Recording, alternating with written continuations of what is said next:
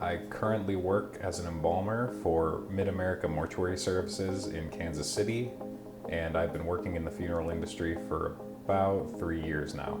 I decided to go to Kansas City, Kansas Community College because I heard they had a great mortuary science program, and I had a scholarship there anyway, so I just figured I'd go and check it out.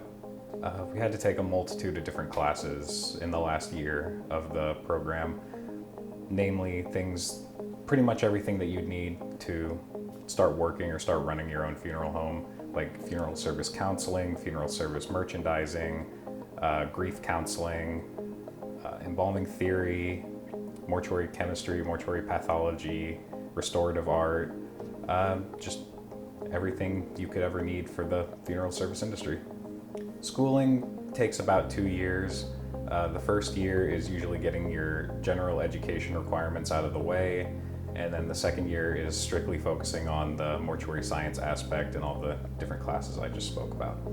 So in the mortuary science program, you have to do what's called a practicum, which is essentially a apprenticeship with a local funeral home. And during that practicum, the first half you are learning more about working in the funeral home, performing funerals, going out to cemeteries and graveside visits and everything. And the second half is more focused on the embalming aspect. During my practicum, I worked for Maple Hill Funeral Home just to gain the experience, but afterward, I started working for Mid-America Mortuary Services, just strictly as an embalmer, doing no funerals, no anything like that. Well, I always kind of had a morbid curiosity, and I didn't really have a whole lot of direction in my life at the end of high school, and I figured it was a job that I could get into pretty easily. After the removal of the decedent from their place of death, they're taken to our facility where we perform the embalming procedure. A standard single point injection usually goes as follows.